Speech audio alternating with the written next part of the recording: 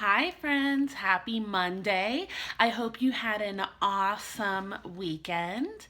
I hope you were able to maybe get outside and get some fresh air. It was kind of raining a little bit this weekend, but there were some sun rays popping through the clouds.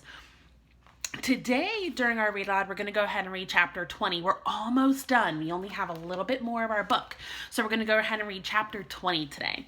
Chapter 20 is titled Problems.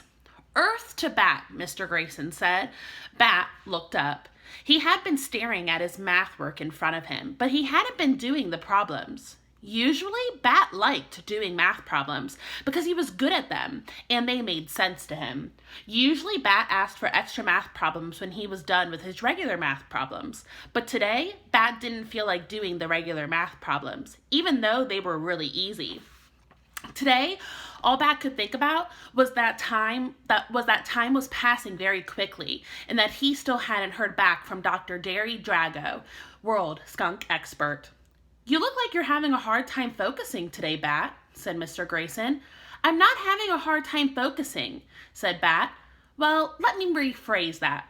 You look like you're having a hard time focusing on your schoolwork today, Bat." "Well, yes," said Bat. "I'm focused on something else." He can't think about something else other than that baby skunk," said Luca. "Thor isn't just some skunk," Bat said.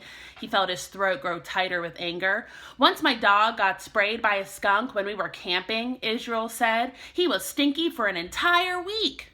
Okay, said Mr. Grayson. "This is all very interesting, but right now it is math time, not skunk talk time."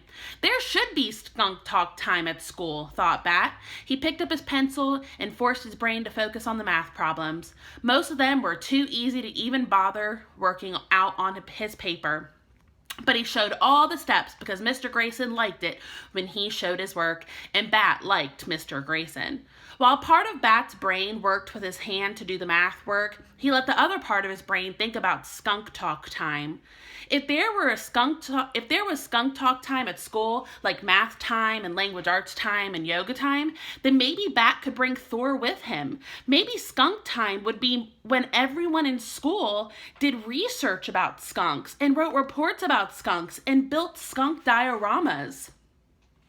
Over the last week, Bat had spent as much time as he could with Thor, but every day he had to leave him when it was time to go to school. The kid's fur was growing in all over.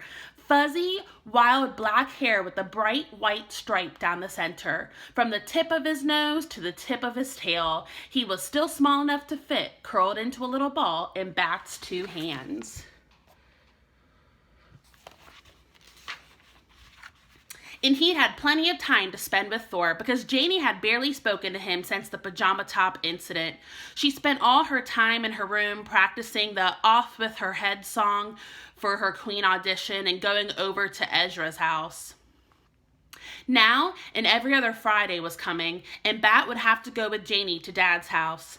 Even worse, no matter how much Bat begged and pleaded and bounced up and down, no matter how clearly he explained to Mom why she should change her mind, Thor would not be going to Dad's house with Bat and Janie. This every other Friday meant that Thor had already spent 2 weeks living with Bat and his family, and if Bat didn't find a way to change Mom's mind, in 2 more weeks, Thor would be leaving for the rescue center. "Thor will be fine, Bat," Mom said. "Lawrence is going to take care of him for the weekend." It wasn't that Lawrence couldn't do a good job of taking care of animals, Bat thought as he finished the last row of math problems.